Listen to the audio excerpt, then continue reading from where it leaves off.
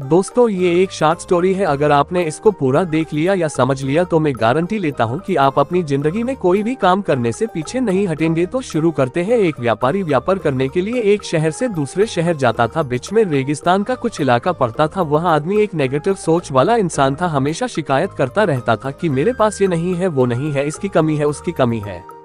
एक दिन वह रेगिस्तान में से गुजर रहा था, तभी उसकी पानी की बोतल खाली हो जाती है। उसे बड़ी जोर की प्यास लगती है, लेकिन रेगिस्तान में पानी ना मिलने की वजह से उसे बहुत गुस्सा आता है और बोलता है कि कितना खराब जगह है, ना कोई पेड़ ना पानी, रास्ता भी लंबा है, रेगिस्तान पार करना पड़ता है। तभी आसमान की तरफ देख करके कहता है कि भगवान, ये कैसा जगह बना दी है आपने। अगर मेरे पास में बहुत सारा पानी होता, बहुत सारे संसाधन होते तो इस जगह पर हरियाली कर देता, बहुत सारा पेड़ लगा देता। वह आदमी ऊपर देखकर ये सब बातें कह रहा होता है और ऐसा लग रहा था कि जैसे ऊपर वाले से जवाब का प्रतीक्षा कर रहा हो कि भगवान कुछ कह दे। अब चमत्कार ये हुआ कि वह जैसे ही नीचे देखा, उसे अपने आंखों के सामने एक कुआं दिखाई दिया। वह पूरी तरह से घबरा गया, क्योंकि उसने कभी भी उस रेगिस्तान में कुआं नहीं देखा था।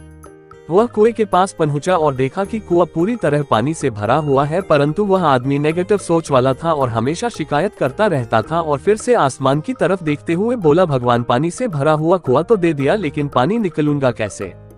तो इस बार जब वह नीचे देखा तो फिर से चमत्कार हुआ। उसे कुएं के पास रस्सी और बाल्टी दिखाई दी, लेकिन आदमी फिर से ऊपर देखा और बोला, भगवान, अब इस पानी को ले जाऊंगा कैसे।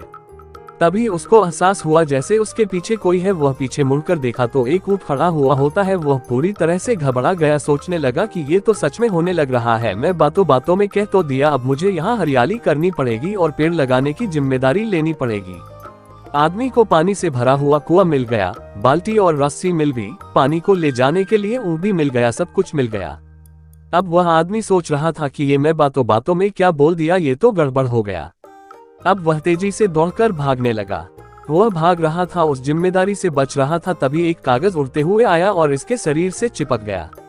उसने जब उस कागज को देखा तो उस पर लिखा हुआ था कि मैंने तुम्हें पानी दिया, कुआं दिया, रस्सी और बाल्टी दिया, पानी को ले जाने के लिए साधन दिया, फिर भी क्यों बचकर भाग रहे हो।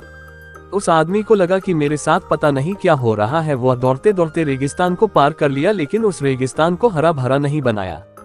ये कहानी हमें सिखाती है कि हम में से बहुत सारे लोग ये कहते हैं कि बड़े स्कूल में पढ़ लिया होता या बड़े कॉलेज में चला गया होता तो ये कर लेता, अगर मेरे पास बहुत सारा पैसा होता तो ये कर लेता, मेरा बॉस मेरा साथ नहीं देता है, नहीं तो मैं पता नहीं क्या कर देता।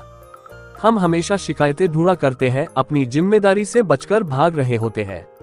ये कहानी हमें सिखाती है कि लाइफ में हम जो कुछ भी कर रहे हैं 100% जिम्मेदारी हमारी है कि उस काम को बिना किसी शिकायत के पूरा करें। तो दूसरों पर दोष देना, उनकी गलतियां बताना बंद कीजिए, अपनी गलतियों को सुधारना शुरू कीजिए।